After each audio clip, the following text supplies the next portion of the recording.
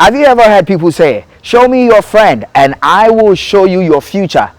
At first they used to say, and I will show you your character. But now they say, show me your friend and I will show you your future. My name is Felix Dadzie and welcome to Inspiration. Why did I get to start with that? Because of my conversation for today. Today, I will be talking about association. We'll be talking the power of association. And I know that your association determines your future.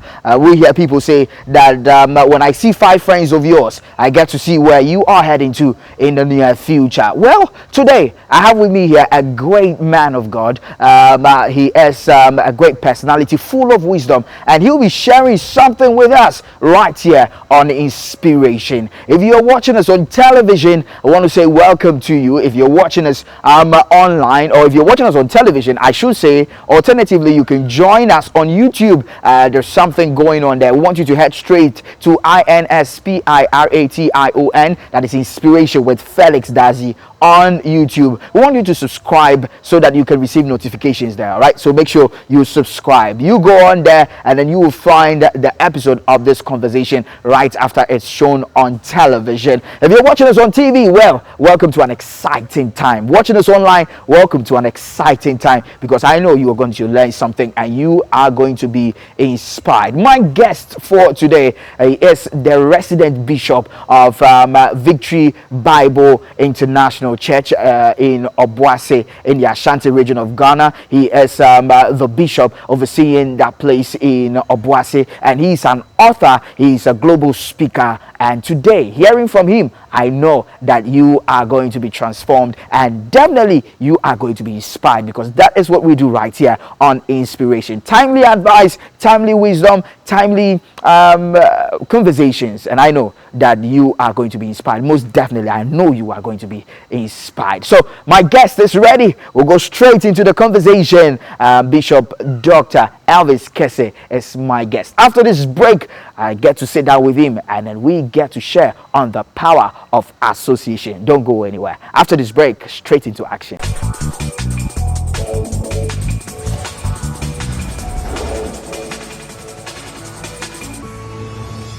It's Inspiration time. I told you my guest for today will be sharing with us on the power of association. And today I know that you're going to learn a lot on Inspiration. And my guest is already seated here. And he is the resident bishop of Victory Bible Church International in the Ashanti region, Obuasi, should say. And he is also the bishop of Victory Bible Church International, the cathedral, the Victory Cathedral, right? Yeah. In Obuasi. Sure. And he is also an author of about 18 books. 8 books. Of 8 books. An author of about 8 books. He's a global speaker, and he is a leader who had tremendous impact in ministry and also in society. And I trust that this conversation will sit well with you. My guest for today is the one and only Bishop Dr. Elvis Kessey. Welcome, sir. Thank you. Good to see you. Good to see you. You're looking amazing. You're looking amazing. You're also looking sharp. Someone will say small interview now. You're looking sharp. Thank you, sir. Anyway, today we're having a conversation on association, on the power of association. Sure. Let's get to talk about the power of association. But first of all, we would like you to introduce yourself to our viewers so that they get to know you. Okay, I'm Bishop Dr. Elvis Kessey. Okay. The provincial superintendent or bishop of Victory Bible Churches in the Ashanti Obuasi province. Okay. And also the resident bishop for Victory Cathedral Obuasi. Okay. And I'm married to one wife. Okay. And blessed with a beautiful girl. Wow. And by the grace of God, I'm the convener of School of the Prophet that seeks to train and raise prophets who are endowed and needs training and needs tutorage. Okay. And then also I am an author of 8 books so far, Okay. and still counting. And still counting. By the grace of God. All right. Thank you so much. Powerful introduction. Well, if you're watching us on True TV, on your multi-TV dial, we want you not just watch on television. We want you to head straight to our YouTube channel, INSPIRATION, Inspiration with Felix Dadzie, and we want you to subscribe so that you will get notification. This program shows today, is showing right now at 6 p.m. on Thursdays and on Saturdays at 6 p.m. too. So you can tell your family and your friends to join us on Inspiration every Thursday and Saturday right here on this TV channel, and then it will be a blessing. But sir, we're talking association now. When we talk about association, how does one's association in life influence his life? Thank you so much for this privilege to be on your show. Thank you, sir. Welcome. Association is one of the strongest words in life. In life, there are 2 things every man requires: where you are positioned, that is your strategic positioning, and then who you partner with, that requires, or that is about your association. A great man of God once said that your association determines your assimilation, and your assimilation also determines your accomplishment. You see, in life, you don't go as far as your dreams, you go as far as your team. You don't go as far as your dream, you go as far as your team. Okay. So who you partner with, who is in your team of life, determines how great you can accomplish in life. Okay. That is why it takes 2, it does not take 1. Even in scripture, in Amos chapter 3 verse 3, the Bible says that how can 2 walk together except they be agreed? And the original Hebrew word that is best interpreted from the word agreed is the word ya'ad, which means to be fixed, or to sermon, or to be on appointment. So generally, I would say that the greatest gift, the greatest treasure God can introduce a man to is relationship and association. And it's not just any association or just any relationship, but strategic ones. The associations that will seek for your welfare, the associations that will project you on top. And I think that every great man or woman in this planet Earth, or on this planet Earth, was once related and associated with somebody great. It takes great to raise great. It takes great to accomplish great. That's why in Proverbs chapter 13 verse 20, the Bible says that he that walks with the wise becomes wise, and he that dwells in the companion of fools becomes foolish. So if you walk with men of wisdom, you get wisdom. So association is great key. It's a great requirement for every wise man in life. I was reading some of the quotes regarding association, and there is a quote by Will Rogers regarding association, and he says that every man learns in 2 ways. One is by reading, and 2 is by association with smart people. So it means that if you want to go far, don't ignore association, because your association determines your assimilation. Your association determines your assimilation. Now, how does one choose his friends and association? Because I know that for someone to be associated with you, it has to be consciously or unconsciously. But how do you choose your friends and your association? You see, scripture commands us to love, but to choose or to associate with people is a choice, or is by choice. It's by choice. We are commanded to love everybody, but choosing my association, choosing my friends or partners in life and ministry is by choice. It's my personal decision. So in the circle of life, you need to understand that life is a learning process, and life requires some kingdom secrets and kingdom engagement to become great. And this is where you must be conscious of those you allow into the circle of your life. Otherwise, anybody can come and the person will not contribute to anything in your life. Many years ago, I learned something from Dr. John Maxwell in one of his books, Winning with People. And he intimated that there are 4 kinds of people in our lives. Those you value. Those you value, they are your promoters. They are your counselors. They are the people you can't do away with every day. They are people, if you see them in your dreams, you want to see them again. Those you enjoy. They are people, they are in your life, they contribute to your life, but it's not as valuable as those who you value. This category of people are friends in other categories. Okay. And then those you tolerate. Okay. Those you tolerate are those you can't say you can't do away with them. They can be relatives, they can be pastor friends, but they are not really playing a key role in your life. So you tolerate them because you manage them. Function. You manage them. Okay. And those you avoid. You avoid them. Those you avoid are those when they come around, you lose your energy, you lose your joy, you lose your strength in doing and accomplishing something great in life. Okay. So you must be skeptical in choosing people in life. So you have to choose strategic people who play a key role in your life and in your destiny. They must be promoters. They must give good counsel to you. They must add to your life. They must multiply to your life. On the contrary, you got to be very careful with your associations, because as you are playing with people who are playing, don't forget that others are also running ahead in life. Life is competition. Life is competition. Life is competition. Whatever you want to become and whatever you want to accomplish, 100 other people want to also accomplish the same.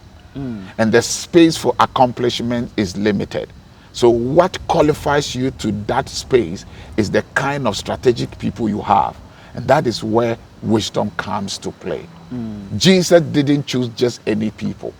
He chose 12, even though one was a devil. But don't forget that the one who later became a devil was not a devil from the beginning. He was the financial steward, the financial accountant to Jesus's finances in his ministry. So it means that Jesus intentionally chose Judas Iscariot, even though going forward he tended to become a devil. Look at Luke, look at Peter, look at Bartholomew, look at Matthew, look at the books these guys wrote to our learning. It means that Jesus intentionally chose them by looking into the intent of their heart and look into their destiny and what they carry. So, Bishop, please, how do you build a solid association to help your future? You see, one day I was listening to Dr. Ofosuapia in the U.S. Frankie Baby. Frank. And he passed a very strong and very soul-piercing statement. And he says that you were never intended to be a solo act. You were never intended to be a solo act. So definitely at every stage of life, you need association. Not just as an association, but a solid association. A solid one. And one that will contribute something positive to your life and destiny. So I wrote something in one of my notes that the determination of your destiny and future is directly affected by who is in it. It's directly affected by who is in it. So it means that you have to come to the consciousness and the realization that this is where I want to be in life. This is where I am going. One day, Bishop Emeritus James Sarr said, if you don't know where you are going, every place becomes a destination. So if you know where you are going and if you know what you want to accomplish in life, that one is wisdom enough to choose solid association. So number one, you need those who will give you great counsel and advice.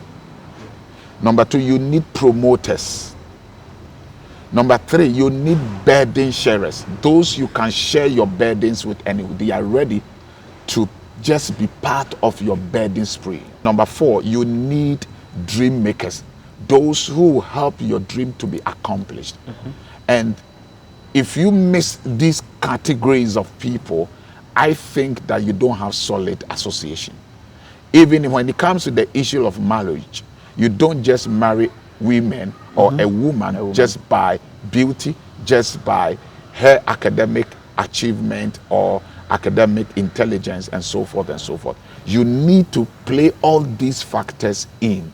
That will make you a great person in future and in your destiny. Okay. Solid association requires these people. Okay. Promoters, those who will give you good counsel, way makers, dream sharers, burden sharers, and so forth and so forth. You need them in life. Okay. You need all these people in life. Otherwise, you are going nowhere. Okay. Okay. What are some of the things to watch out for before you associate with an individual? What are some of the things, the key things to look out for before you say, I want to associate with this person? I think that it still connotates with the previous question in a sense that you have to know where you are going. Okay.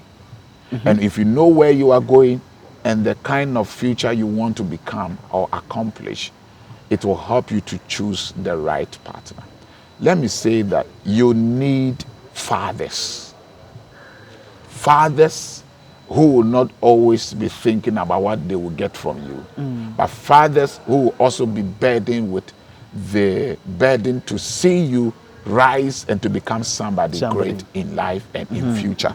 They are all key people you will need as you go forward. Okay. Number two, you also need what I call promoters or sponsors.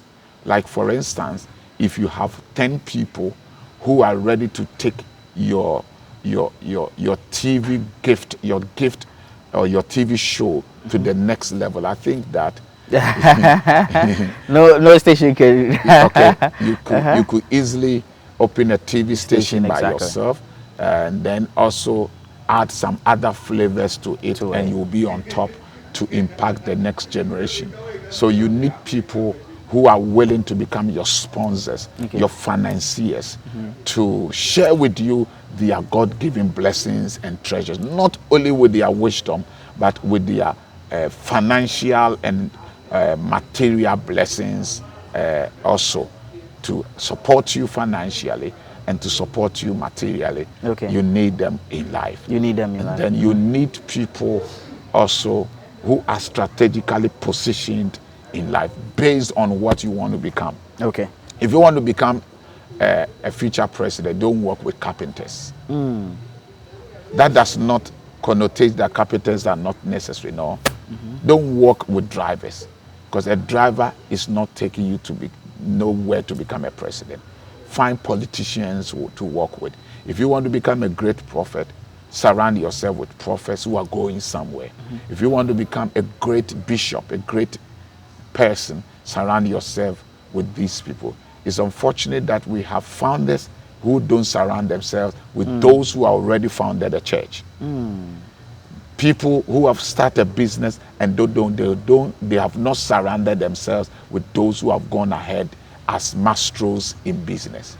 And that is how come people start something and they don't finish with it. You need these key people in every stage of your life with regards to association. Association is key. Wow. Never become a solo act. Never become a solo act. Now, when you find these people, like you spoke about mentors, like if you want to become a president, you have to associate yourself with politicians, with a president. Whatever you want to become, you have to associate yourself with someone who is already there. Yeah. How do you deal with someone who is already there? How do you associate and deal with a person? Because the person is already there. You are now climbing. You seek mentorship. How do you deal with the person? Because sometimes that is the problem. Sure. Number one, I think that experientially, you need to appreciate them for the fact that they have endured every process and challenges to arrive at that place. I'll say is that in life, you don't arrive, you make progress. In life, you don't arrive, you make progress. So for someone to get to a place you think that he's worthy enough and he qualifies to play a key role in life, you must appreciate the person for the process he has gone through, for the challenges he has endured over the years to become who he is today. Number two, kill your pride. You have to kill your pride. You have to kill your pride. My father, Bishop Takia Boy, always says that pride is the hardest sin to see. You can never be proud and to be able or to learn from those you need to. Pride does not permit learning. Pride always makes you have an exaggerated opinion of yourself. It's like you know it all. That's why we mostly refer to people to be too known. That is pride. A pride person does not learn.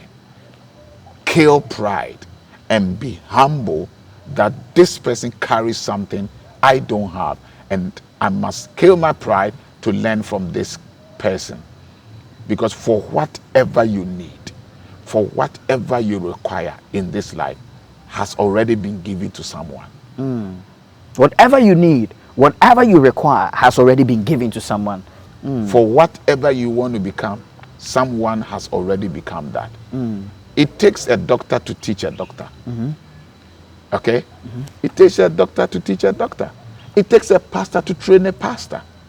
That is life. So you must appreciate such kind of a person and be ready to learn from them.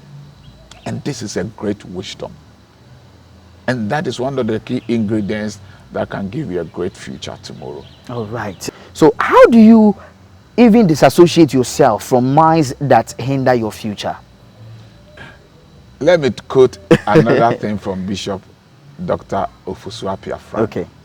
He says that people don't change as they grow older. They become more like themselves. People don't change as they grow older. They become more like themselves. That's why if somebody is a thief as an adult, he was a thief as a child. People don't change as they grow older. Never expect that those who always push you into offenses, angers you, will change tomorrow. There are people, when they come around you, they inject into you offenses.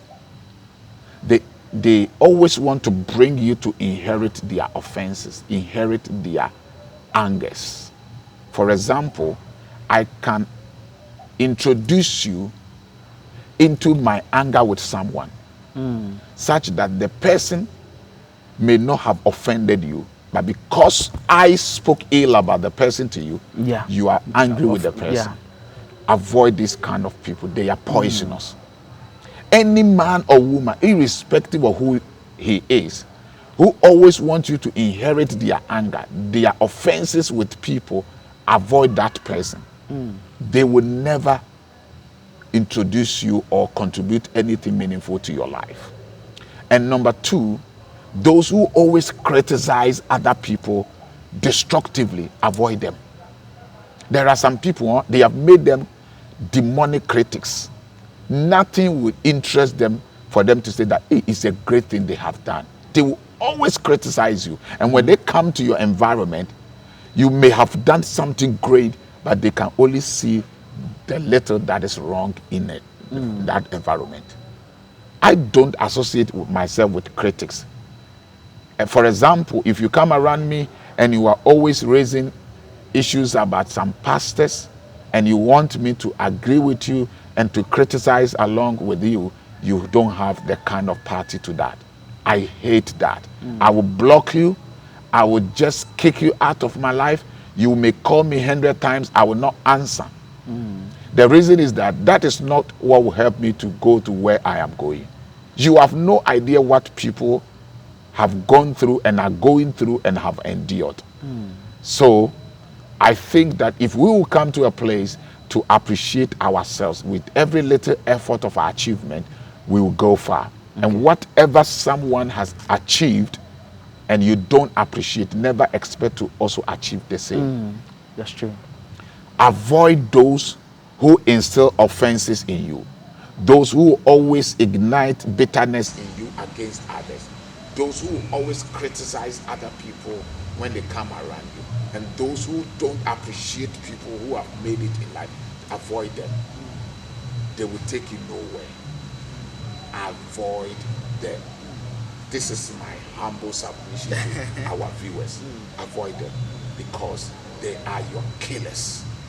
They will not take a gun to kill you, but out of their words and out of their influence, they are killing you from becoming a better person tomorrow. Okay, this is a great, it's a great advice. You have to avoid these categories of people, those Sure. who instill anger in you. Now, marriage is also a form of association. Sure. How do you choose the right partner? Because this person is going to influence you. You are going to be with the person Sure. for life. They say the pastors say you bond people together, and you say for better, For worse, till death do us part.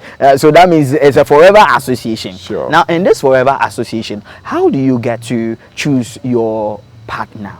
Well, let me say that marriage is not for boys. Okay. It's not for men. Marriage is not for girls. Okay. It's not for women. It is for the matured. Marriage is not for boys, it's not for girls, it's not for men, it's not for women, it's for the mature. Matured.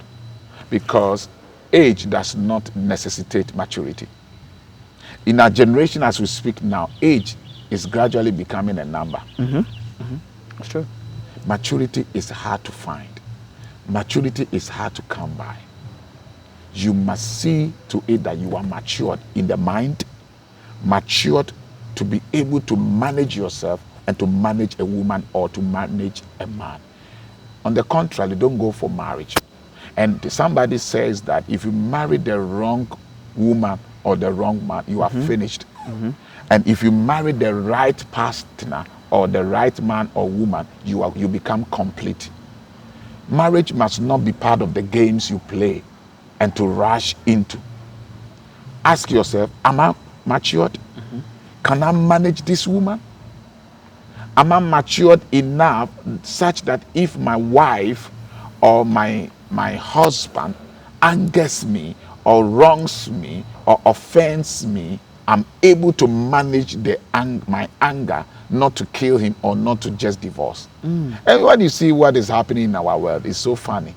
By the grace of God, I have married for more than 20 years, and I've never regretted for marrying my wife, because we understand ourselves and we learn from each other. When I wrong her, she will open up to me and never harbors it in the heart, to feel embittered and not to allow bitterness to just eat her joy. She will open up to me, and then I will accept. Oh, I'm sorry, I didn't know this one will hurt you. Please forgive me. And then we iron it out. The same thing happens to me. Anytime I mention it to him, honey, this thing you did, I think it hurts me. Please. Oh, sorry, I didn't mean to do that. Please, honey, forgive me. And I don't keep it in my heart. I hardly keep issues or offenses in my heart. If you are not matured, because God will never give you a perfect man. God will never give you a perfect woman. Every man or woman you marry, there is more you must work out in his or her life. That is why it's like a woman or a lady or a man or a young man is staying with his father and mother, training them, still keeping them, building them, taking them the process to mature them, and then you went to them or you go to them and say, sir, can you give me your daughter? I want to continue from where you have ended. I want to continue the training. I want to continue how you want to better her. I want to continue how far you have given her training, maturity, and built her. Give her to me.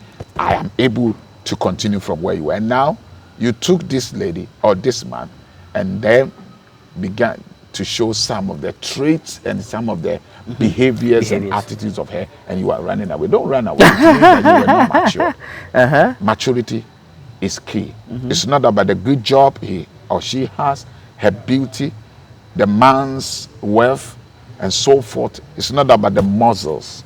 Now people go for men with muscles and six packs. Packs will not cook food for you. Pack will not give you daily keeping money. Okay?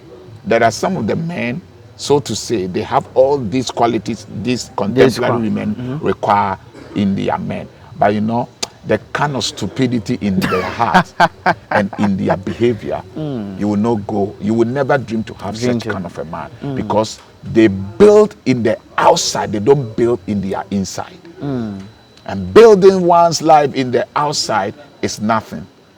Good muscles with nice beard and so forth and so forth. It's nothing. It's nothing. They are transient. But when the person builds a better person inside of him, his heart is pure. He has a good intention for life. It is the greatest thing you can ever have and God can ever give to you. Wow, wow, interesting. How does the right partner influence your life by reason of association with him or her? You know, we influence each other daily, weekly, monthly, and yearly. We influence each other. Definitely, to a certain percentage, your spouse or someone who comes around you will influence you. And that is why you must know what to want, what you want from the one you are associating with. So that when it's influencing your life, okay, it will be positive, not negative. Some women, some men, some partners can influence your life negatively. As a pastor, I've realized and I've recognized some pastors whose wives influence them negatively to the point that everybody left them. The sons and the daughters they were raising to become the next generation giants in their ministry left them because of their wife, the wife. Some too, because of the wife, they are not in good terms with their parents. Some men too, because of their negative influence in their wives' lives, the women have turned their back to their siblings.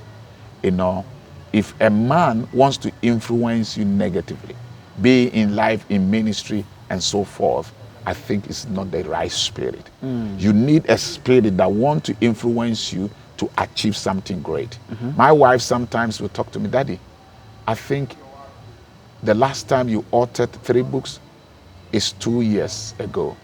Please, it's getting late. You are not getting any more younger. You need to accomplish more than your age. Your wife? My wife. Wow. And sometimes after preaching, she will sit me down. Next time this statement you use, I don't think it will help you. Looking at your level as a bishop. And some say, it shouldn't come out of your mouth. Your wife? My wife. Wow. That is a positive influence. My also positive influence in her life is when I married her, she was not a pastor. Okay. She couldn't preach as strong and as so powerful as she is now. But I took her through training.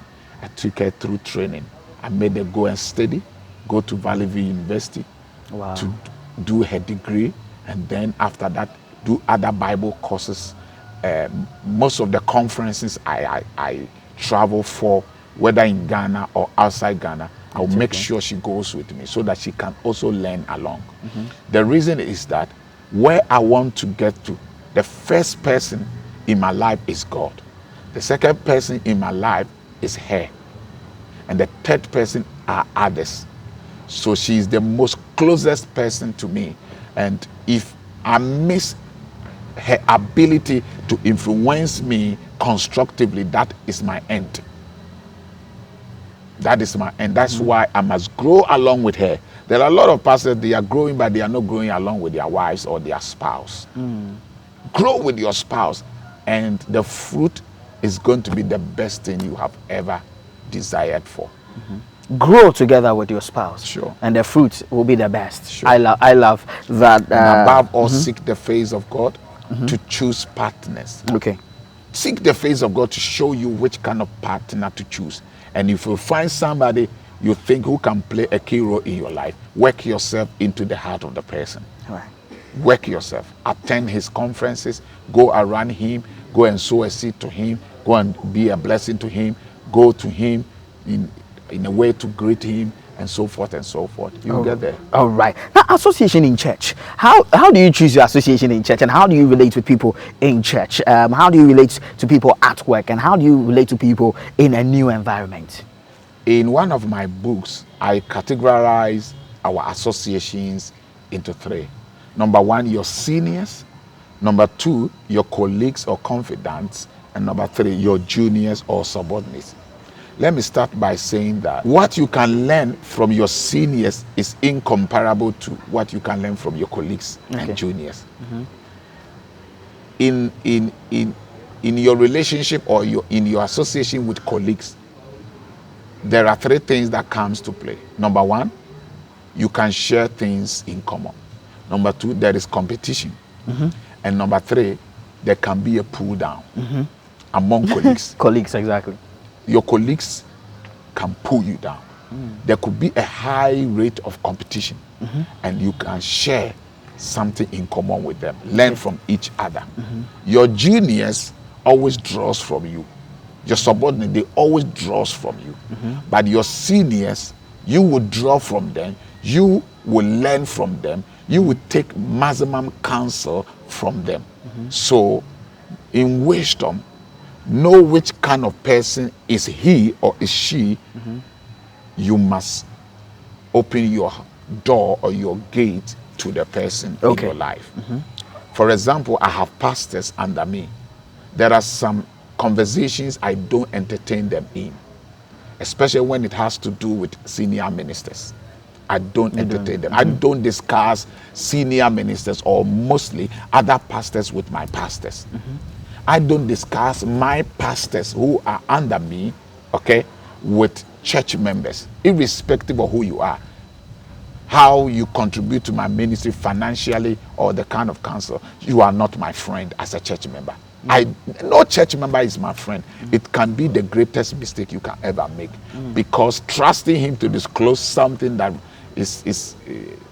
that regards another member or a pastor with him, he also have a friend. It will pass on to others, and it's going to be a blow. So I know by wisdom at every level in time body in my life. I don't sleep to that. I am very conscious. I'm eye-open to that. And you're intentional about it. And it's really helping me in my work with God. Interesting. So you have to know how to relate with people, your association and all that. And it requires wisdom. Sure. Powerful truth there. Thank you so much for sharing with us. Maybe we should do a marriage 360 because of everything. Because what you shared on marriage is so powerful and unique. We showed on another time. Thank you so much, sir. What's your final advice to people, our viewers who are watching this concerning association? If somebody is struggling in life, whether in his or her political life, in ministry, or in their career life, the question I will ask is that, who is playing a key role in your life as your association? It is not about how long you can pray. It is not about how long you can fast. It is about the strategic key players in your life. Wisdom requires that. That is why Jesus could have come and descended from heaven and then upon one of the mountains in Israel, whether Mount Sinai or Mount Carmel or Mount Olivet, King came and then just land on the mountain and say, I am the Savior. But God needed him to be born of a woman, raised by a woman and a man. And then he needed to go through the relationship with Simeon, the high priest. And some other things he learned from other people. When Apostle Paul became an apostle from the beginning, he learned through other hands, Barnabas, Ananias, Peter, and so forth. So in life, don't appear. Learn. Don't appear. Learn. Like you want to just appear from nowhere. Bam. Learn through the process and to become. So in life, you don't appear, you become. In life, you don't appear, you become. All right. By association. And if somebody is listening to us or watching us, he must go back to the table and also redefine his or her associations. And the last thing is that wisdom teaches that in life, don't reinvent the wheels. Wheels have already been reinvented. Go and learn from other people, and it will help you to go far. All right. Thank you so much. And for anybody that wants counsel or any of your books on association or anything, what's the number to call? Okay, my number to call me on is 0244 465 338. 0244 465 338. And you can get any of my books so far: The Faith Sparrow, Understanding the Times, The School of the Prophet, Don't Wash Your Net Yet, Turning Your Trends into Triumphs, Claim Your Change, and so forth and so forth. All right. So that's the number to call. Sure. All right. Thank you so much, sir, for taking time out of your busy schedule to do this with us. Privileged. Thank you so much. All right. Bless you. All right. Well, I trust you've been blessed by this conversation and inspired by this conversation. I had this conversation with Bishop Dr. Elvis Kessey, who is the Bishop of Victory Bible Church International, Ashanti, right, and Obuasi, right? Okay, and he has been a tremendous inspiration to us. I trust that you've learned on the power of association. We'll do something with him on marriage, where he will expand on marriage. He's a busy man, but we'll try. We'll send in our applications, and then we'll do something with him on marriage. Thank you so much for joining us on Inspiration. If you're watching us on television, make sure you subscribe to our YouTube channel. That is Inspiration with Felix Dadzie. Till then, we'll see you on our next episode. Bye-bye.